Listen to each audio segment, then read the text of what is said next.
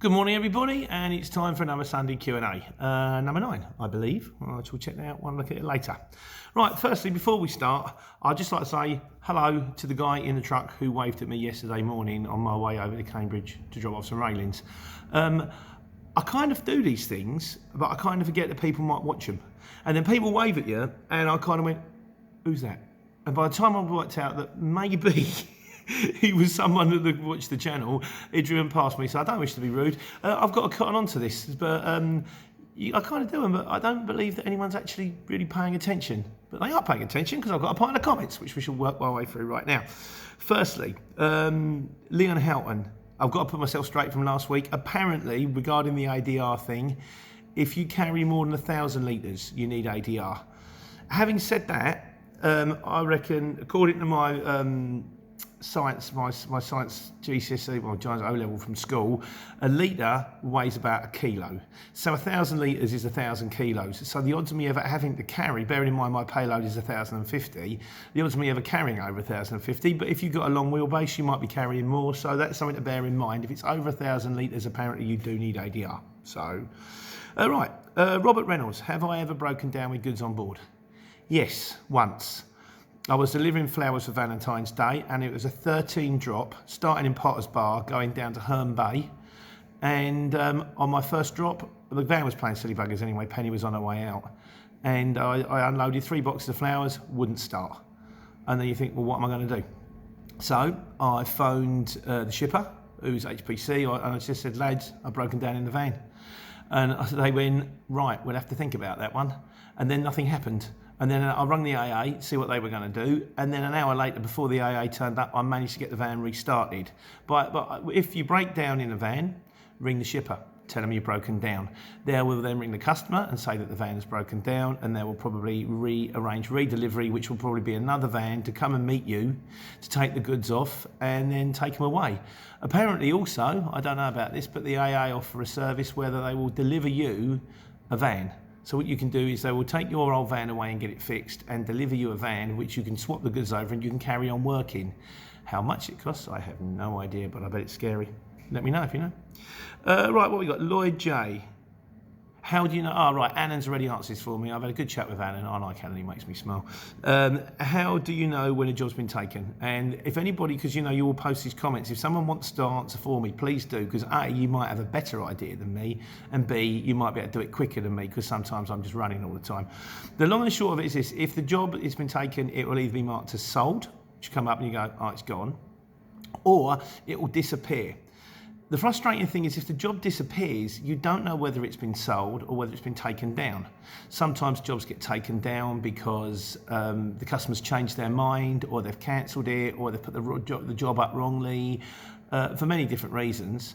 And then you start thinking, well, I bid 60 quid on that job and it should be worth 70 and someone else has got it, I'm too dear. And then you start panicking and bidding cheaper. So don't. Because if you start panicking and start bidding cheaper, you won't make any money. And if you don't make any money, you're out of the game. So, but you know, if you've got your pricing right, and I've got the video on how to get your pricing right, and it is the way to get the pricing right. If you bid on a job and the job disappears, bid on the next one. If it's marked as sold, it's gone. So there you go on that one. Stupidity is not a disability. Ask me which factoring company I use. I use Castle Finance. They're lovely. They're based down in Bristol. I would do a video plugging them, but they said they're not fussed. But if you want to ring them, their number is 01275 390 666. And you can say that Peter Coates recommended you, which is my name, or Peter Courier Driver. You can if you want. Again, I don't get nothing out of it. The one thing I will say is that only take you if you've already been in business for 6 months. So it kind of helps if you've been self-employed before. If you haven't, it's unfortunately they won't take you. It's not my rules, it's theirs. So there we go. C11 Yan. I posted a thing yesterday, it was a bit all over the shop, about paper invoicing, and he says, what a waste of time. It should be banned, it's inefficient. Tell me about it. Absolutely. You're damned if you do and you're damned if you don't. If you just do the digital invoicing, a lot of them say we will do not pay out until we've got the actual paper invoicing. There's some of them that will accept the digital invoicing. There's some of them that will get the hump if you do a digital invoice and a paper invoice. Why have you sent it twice? You're only supposed to send it once. I've only had that once, in fairness. And there's some of them that expressly say if you send a paper invoice and a digital invoice, we're going to get annoyed. We don't want the paper invoice. It's the 21st century, and it will actually slow things down. The problem you've got is if you're doing 15 jobs a week, working out which one's which is a pain. So what I've always done, and is what I showed you, is I do both. I adopt the belts and braces approach. Believe me, C11 Yan, I wish I didn't have to, because it would give me back my Saturday mornings, because I'm up there for an hour. I do the E3, I have to do the factoring thing. And then I'm printing off invoicing, collating the invoicing with the PODs, putting them in envelopes, putting stamps on the envelopes, taking the envelopes down to the post box. And I wish I didn't have to do it. I wish every time I finished a job, I could click it and the digital invoice would be enough. But I suppose in the shipper's defence, they're going to have some customers that go, well, how do I know it's delivered? Our accounts people need physical copies. Yes, it's the 21st century. It's absolutely ridiculous. It's unenvironmentally friendly. It's a waste of paper, and it's taking up filing space, and it's taking up unnecessary time when everything could now be emailed. But that's life, mate. What can I do? If you want to do your invoicing differently, feel free. Let me know if you've worked out a more efficient system. Believe me, I would gladly adopt it. But as it stands at the moment, I know that by operating the way that I do, I get paid. And I'm scared that if I go on another bit and it'll be like, 30, 60 days, and then Castle will ring me up and go, we haven't had any money from these people because you haven't sent them back the PODs. That's basically the sides of things. Like I said, I don't make the rules. I don't necessarily agree with the rules, but I have to follow the rules. Damn, mate. What else have we got in here? Oh, Jim Broadman asked me, have I ever worked out miles to dead miles? No, I haven't. I probably should. The only thing I will say is I'm more like, I weigh up jobs. So if I look at a job and I think I'm going to bid on that job and it's only worth 60 quid, and it's like 30 miles away, I'm like, Whereas if I'm going to bid on a job that's going a long distance, I'm more likely to do dead miles on my way to fetch a job. I once drove for 4.5 hours to pick up a kidney machine. I drove for, it might have been even longer than that, from Oxford to Clacton or somewhere like that. But I knew that when I picked the job up, the job was worth £225. I thought, well, that's it. I'm going to do a tank of diesel, but I know I'm in £225. And as it was, I managed to fit another job in on the way home. I managed to get £350 for that, because I got 90. Yeah, I got, well, £325. I got like £90 for the other job. So, and the good thing about long miles jobs, I love the long miles jobs. My favourite job is where I can pick up a bar in Watford on the end of the day, because the end of the day job's not worth a lot at 5 o'clock, and then I've got to be delivered in Newcastle, or I had two I missed out because I accepted another job and one came in Huddersfield and Bradford. And on those jobs I would have got 200-300 quid, and I'd have been tipped at 9 o'clock in the morning, and then I've got all day to make my way home, and I know I've got money in the bank, and they're my favourite jobs. I would do that every day if I could. Sorry, I'm a bit warm. I've been doing the gardening before I've done this. But no, I haven't done that. And he also said, are you on QuickBooks? Yes, I am now on QuickBooks. It took a little bit of time to work it out, but it's good. All you do is you create rules, and you go, Tesco's, that's petrol. Sainsbury's, that's petrol. The local nicer, that's stamps. And you create rules, and it just does everything for you. So, but I will do a video on it maybe one day. But there isn't an awful lot to do, to be honest with you. You sign in, you give it your bank details, you give it your bank passcodes, which I was kind of frightened about because they don't give your bank passcodes out, but no, you're safe with QuickBooks. Click on a few things. I haven't really looked into it enough. You're better off doing online tutorials with someone who knows what they're doing than me at this point. So if I ever master it, I'll let you know. Hire vans. There's been a few questions. Can we do one on hire vans? I'd like to, but I don't really know much about hiring vans.